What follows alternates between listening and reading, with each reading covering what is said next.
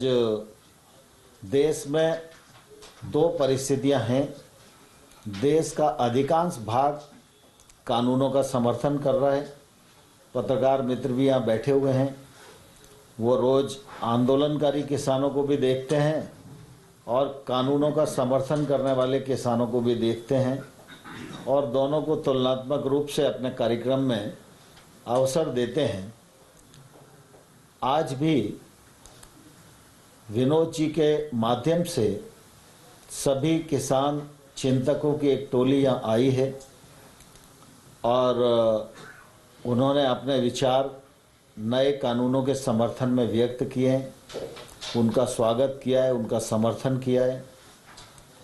और इस पूरी टीम के माध्यम से देश भर में कानून पास होने के बाद लगभग 3 लाख किसानों के हस्ताक्षर विनोद जी की संस्था के माध्यम से देश भर के किसानों ने समर्थन में किए हैं। आज किसान दिवस के अवसर पर वे हस्ताक्षर कानून के समर्थन में यहाँ पर सौंपने के लिए आए हैं। मैं मंत्रालय की ओर से उनका बहुत बहुत स्वागत करता हूँ, बहुत अभिनंदन करता हूँ और उनको विश्वास दिलाना चाहता हूँ कि आपके चिंतन की संरक्षा सरकार जरूर करेगी।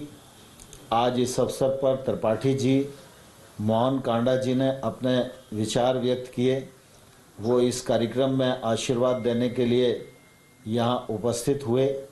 मैं मंत्रालय की ओर से उनका भी हृदय से आभार प्रकट करना चाहता हूँ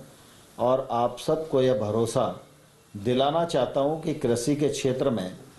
चाहे वो 10,000 नए एफपीओ बनाने का मामला हो, जिस पर 6,850 करोड़ रुपया भारत सरकार की ओर से व्यय करने का मामला हो, और चाहे 1 लाख करोड़ रुपया कृषि अवसंरचना फंड के लिए उपलब्ध कराने का विषय हो और संबंधित क्षेत्र फिशरीज के लिए 20,000 करोड़, पशुपालन के लिए 15,000 करोड़, खाद्य प्रसंस्करण के लिए 10,000 करोड़, हर्बल खेती के लिए 4,000 करोड़, मधुमक्खी पालन के लिए 500 करोड़, ऐसे जो कृषि के क्षेत्र में गैप बचे हुए हैं और जो निजी निवेश का अभाव कृषि का क्षेत्र इतने दिनों तक भोगता रहा और घाटे की खेती करता रहा, उनको यह सुखद अवसर आने वाले कल में उपलब्ध होने जा रहा है कि इन कार्यक्रमों के माध्यम से निश्चित रूप से हम सारे गैप्स को भरने का काम करेंगे, जो किसान के काम आएंगे, किसान को वाजिब दाम दिलाने के काम आएंगे और खेती की ओर लोगों को आकर्षित करने की दिशा में कारगर होंगे। हम सब जानते हैं कि केसीसी का विषय वाजपेयी जी के समय में आया था और उस समय किसान क्रेडिट कार्ड शुरू हुआ था। अभी तक 6 लाख करोड़ रुपए का ऋण प्रवाह किसानी के क्षेत्र में होता था। प्रधानमंत्री नरेंद्र मोदी जी ने इसको बढ़ाकर 15 लाख करोड़ रुपया किया और मुझे कहते हुए प्रसन्नता है कि फरवरी 20 में